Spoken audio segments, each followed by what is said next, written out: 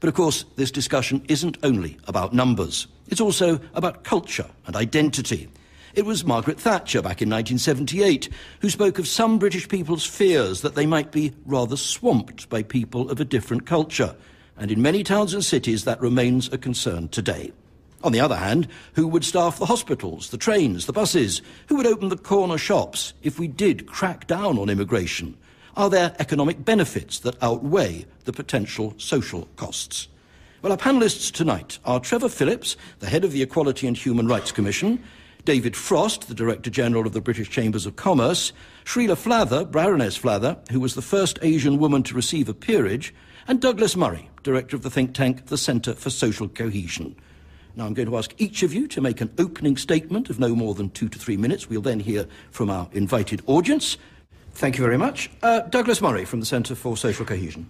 Well, thank you. It's a great pleasure to be here. I was reading just this morning, again, a great favourite piece of mine by the American journalist and writer Tom Wolfe, famous piece, Radical Chic, he wrote in the late 60s, about a party at the house of Leonard Bernstein and his wife for the Black Panther leaders. It's a wonderful, wonderful piece. But one of the interesting things that stood out to me again was this moment when Bernstein himself is questioning this Black Panther leader, and he says to him, but what happens, sir, when you've pulled down the whole state, when you've sort of destroyed the economic capitalist system and so on? He says you can't put a blueprint on the future. Bernstein says, you mean you're just going to wing it? Well, immigration policy in recent decades in Britain has been exactly that. And it's quite a striking thing to wing, because it's not only an economic question. Quite often you hear the debate about migration, immigration, solely spoken about in economic terms. But it's about far more than that. It's about identity. It's about people feeling they have a home. It's about not being limitlessly open to immigration from around the world. If you're a first world country these days, of course, you're a desirable destination for almost anybody in the world. You have to have, obviously, some limits. Now, Trevor Phillips said, among the questions that come up are, well, who would do the jobs?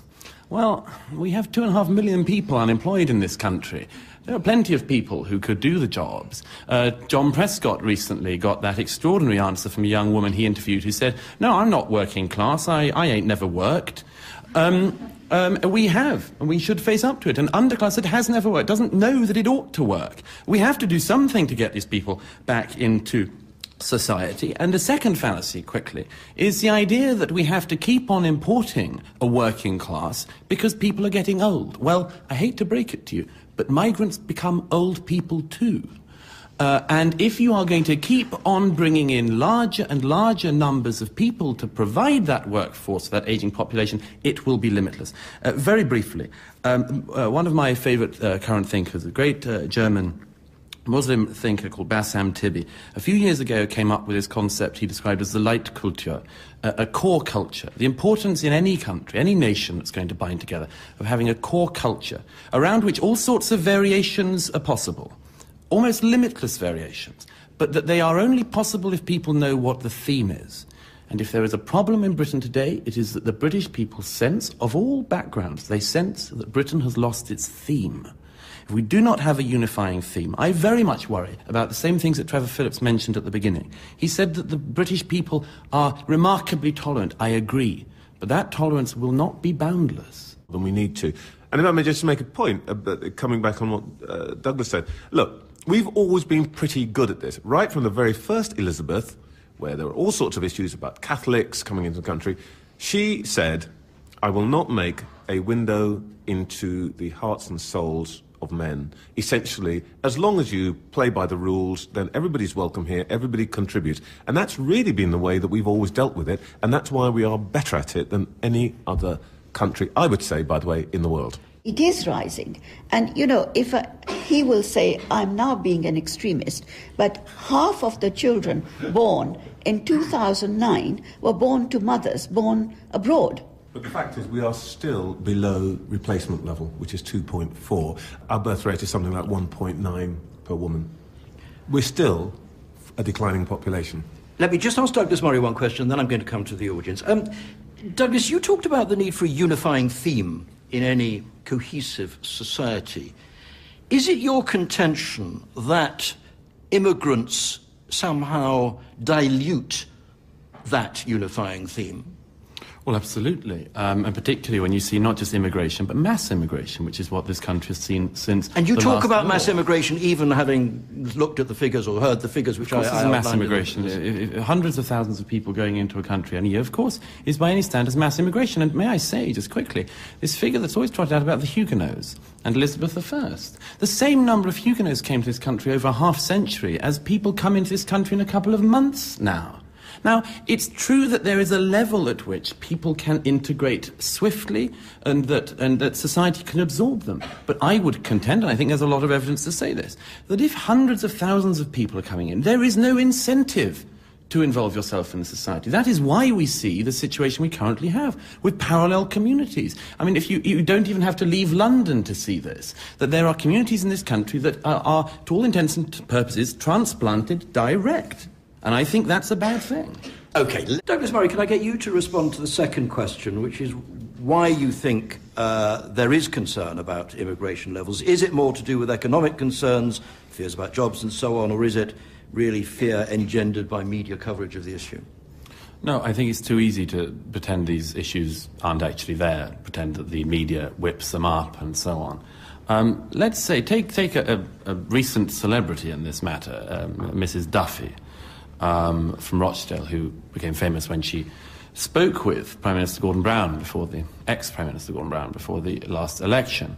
Mrs. Duffy complained that, or mentioned that her sons and grandchildren couldn't get jobs because of migrants coming into the area. Now, I would say that's not the interesting thing. What is interesting was that the trigger response to that from somebody who should know better was to label that woman a bigot. In that, you see the problem, which is that people in this country are aware of what immigration has brought. They notice the advantages they've got from immigration, but they also notice that there are downsides. But the moment they mention any of those downsides, the political class and anyone else squashes down them and says, if you were even to raise that, you'd be a bigot. This is the problem. Now, I think that finally there's a very... He didn't get re-elected. Trevor Phillips. Yeah, I don't think Gordon Brown... I think he didn't get re-elected for wrecking our economy till the end of time. I mean, I don't think it was directly the Mrs. Duffy case, but... Do you acknowledge, though, Douglas Murray, that there has been a shift over the last maybe 12 months or so in the preparedness of leading politicians now to start tackling this issue? No, because I think that the politicians are in a terrible mess over this one, because they think the moment you sense it with them, whenever you discuss this matter in private or in public with politicians of any party, they behave as though they are treading on eggshells. Because to a very great extent, their whole political careers, magnificent political careers, could be wrecked in a second if they got this one wrong. The fact is that people need to have their concerns reflected by the political class, and they don't. Let me give you one very quick example, if I may, which was that in April of this year, just before the election, the Labour government boasted of the number of jobs it had created in its 13-year period in office, and it turned that almost every one of the 1.67 million new jobs had gone to foreign-born workers.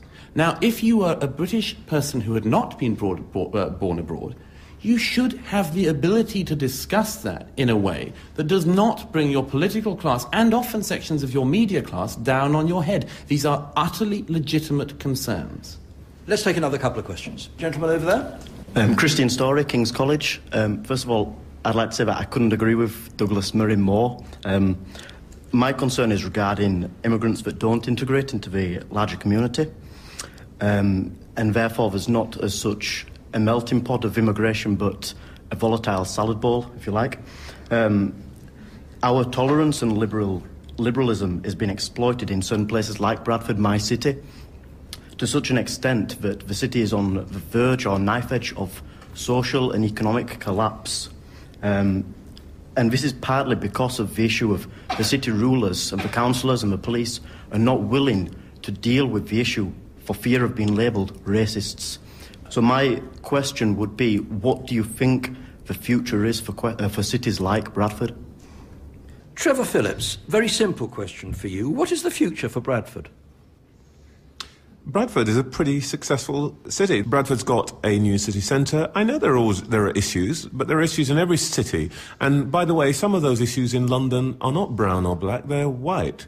You stand outside the pub on Friday night or Saturday night in any city, and you're going to find some difficulties. I do not think Bradford's a city on the verge of collapse, actually. I think financial services and so on there have changed it. Can I just make a very quick point about something else? Let's just stop having this debate as though we're still in the 1980s. Immigration is now an irreversible part of the world economy. The remittances business, people sending money back home, $450 billion every year, more than all of the flows of official aid. This is part of the new world we've just got to deal with. And here, I don't agree, Douglas. I mean, I don't know what world you're living in. Nobody can stop talking about immigration at the moment. There's not some dirty secret.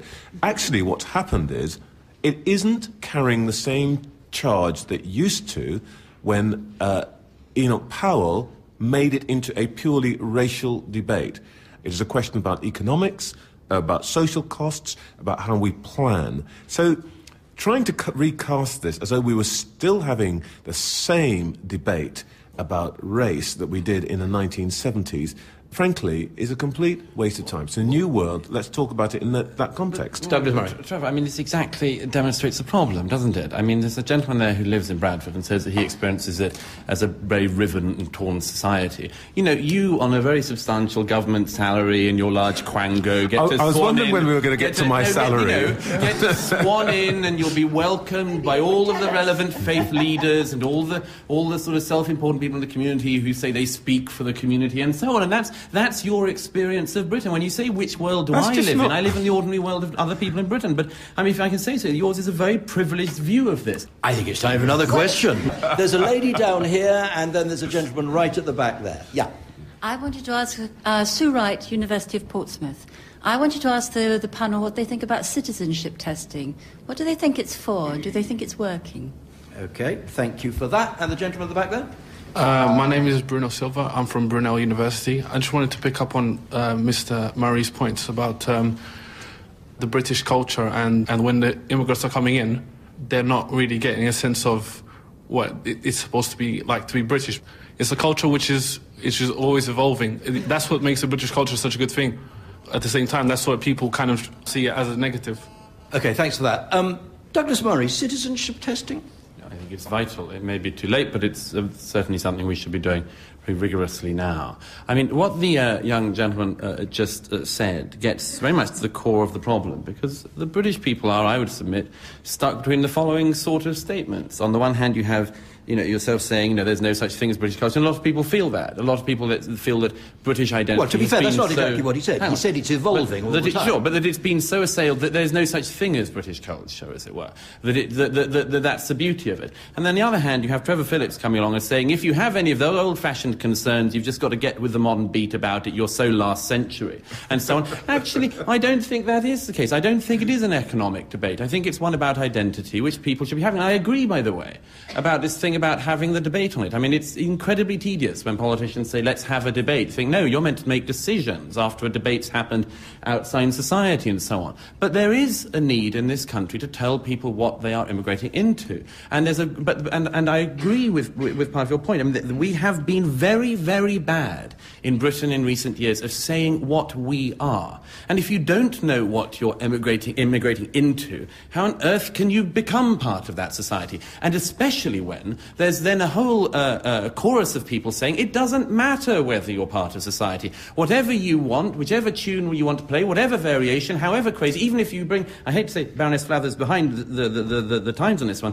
There are indeed cases of men who've brought 4 wives into this country and have them on benefits. This is a great example. If you're a Scottish man who wants to commit bigamy, you'll be sent into jail. But if you're a man who's just immigrated into the country and you've got 4 wives, they'll all be paid for. Now, it doesn't take much to recognise that that's not a great way to go on. That's not a great way to go on if you want a cohesive society. Lady Frost, I'll come to you in one second. But Trevor Phillips was desperate to come in a moment ago, so I'll come to you in a second. Yeah, Trevor. Look, I'm not going to be cast as the guy here who's in favour of laissez-faire, multicultural. I'm the person that there are people who still won't speak to me for saying that I thought that we need to drop the whole state multiculturalism idea. I think the fundamental point, first of all, immigrants in this country, if you survey them, are the most hawkish about people learning English because they know how important it is So nobody has, you know, I don't have to apologise for that. Secondly, on the issue of British identity, I do agree, actually. I mean, here's, unfortunately, something that Douglas and I agree about.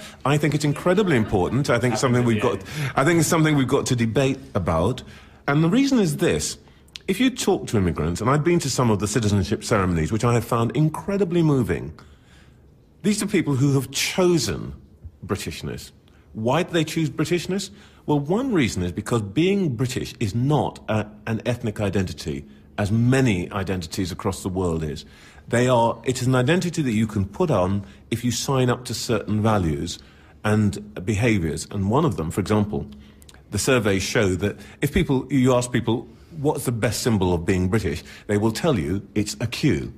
Because why? Everybody's equal in a queue, and it has a tradition of civility that's important to our country. So all these things are tremendously important. Hang on, Douglas Murray? Okay. Could I please ask, is there another group of people in the world of whom who would select in a country and say, you know what, you don't actually have an identity. You're not a people. You're not a recognisable people. You never were. Is there any other group that enjoys but this? Nobody is it just Britain? Nobody has said that about the British people. Are you saying... There is no identity other than... All right, Douglas, you've had your point. I haven't said that that's true about the British people. I said exactly the opposite. All I said is that our identity is not ethnic, but it is civil. I think it's stronger for that because we choose it.